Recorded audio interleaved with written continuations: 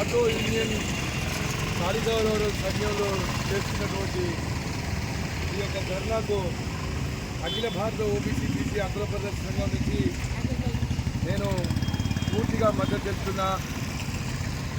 CM గారు మీరు ఈ ఉచిత బస్సు పెట్టబట్టి ఆటో వర్కర్స్ ఆటో డ్రైవర్లు మరి చాలా ఇబ్బంది పడుతున్నారు.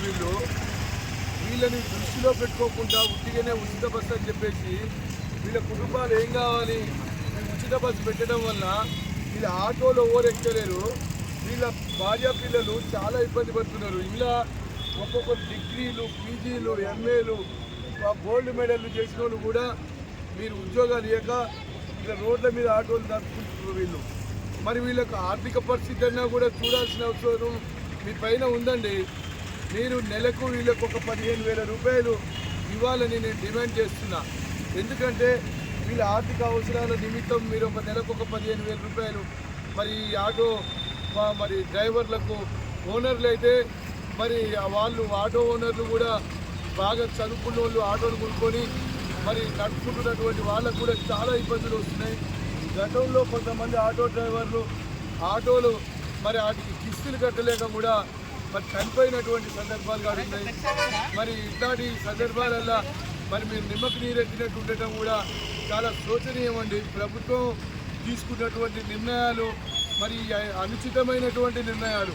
ఉచిత బస్సు మహిళలు అడిగిరా, ఉచిత బస్సు మహిళలు అడగకుండా కూడా మీరు ఉచిత బస్సు ఇచ్చారు.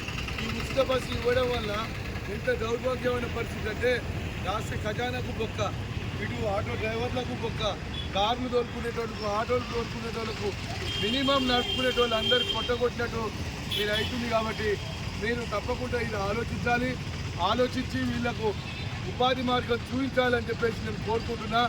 మరి ఇట్లాంటి విషయాలు చేసేటప్పుడు మీరు ఆటో డ్రైవర్లను కూడా ఆలోచించకుండా ఇట్లా తీసుకుంటే వాళ్ళ కుటుంబాలన్నీ రోడ్ల పట్టి వేయాలి. వాళ్ళు నెలగానే వాళ్ళ పిల్లలకు చదివించుకోవాలంటే లక్షలు ఫీజులు కట్టాల్సి వస్తుంది. వాళ్ళ కుటుంబాలల్లో వాళ్ళకు భోజనానికే ఒక 10,000 రూపాయలు అవుతున్నాయి. ఇప్పుడు వాళ్ళు ఎట్లా బతకాలనుకుంటున్నా నేను. లేకపోతే వాళ్ళకు మీరు వాళ్ళ యొక్క డ్రైవింగ్ లైసెన్సులు అవన్నీ మీరు తీసుకొని వాళ్ళకు సరి అయిన ఉపాధి మార్గాలు చేయాలని నేను డిమాండ్ చేస్తున్నా. ఆటో డ్రైవర్లకు ఇన్సూరెన్స్ కూడా ఒక 10 లక్షల వరకు చేయాలని కూడా నేను రాష్ట్ర ప్రభుత్వాన్ని డిమాండ్ చేస్తున్నా.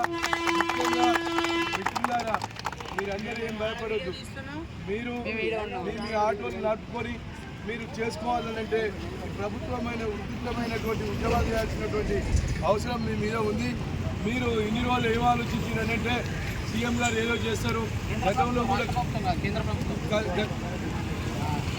గతంలో కూడా ఇట్లాంటి విషయాలు మరి మన అందరం మాట్లాడుకుంటున్నాం. కేంద్ర ప్రభుత్వం కూడా మరి ఈ డిమాండ్లను అంగీకరించాలి. కేంద్ర ప్రభుత్వం ద్వారా కూడా మోడీ గారు మీరు ఈ ఆటో డ్రైవర్లకు కావాల్సినటువంటి స్పెషలిస్ట్ పైన మీరు ఆలోచన చేయాలి. మరి వీళ్ళకు ఒక 15 ఏళ్ళు తగ్గకుండా వీళ్ళకు ఉపాధిని కల్పించాలని చెప్పేసి నేను డిమాండ్ చేస్తున్నా. చదువుకుంటున్నటువంటి ఈ ఎంఏలు పిహెచ్డీలు చేసినటువంటి వాళ్ళకు వీళ్ళకు కార్లు కొనుక్కునేటందుకు ఒక 10 లక్షల వరకు వీళ్ళకు సౌకర్యం కల్పించాలి. ఆటోలు కూడా సపరేట్ కొనియాలని చెప్పేసి నేను డిమాండ్ చేస్తూ మీ అందరికీ అఖిల భారత ఓబీసీ ఆంధ్రప్రదేశ్ సంఘం నుంచి మీకు మద్దతు తెలుపుతున్నా. ఆటో కార్మికుల ఐక్యత, ఆటో కార్మికుల ఐక్యత, ఆటో కార్మికుల ఐక్యత, ఆటో కార్మికుల ఐక్యత.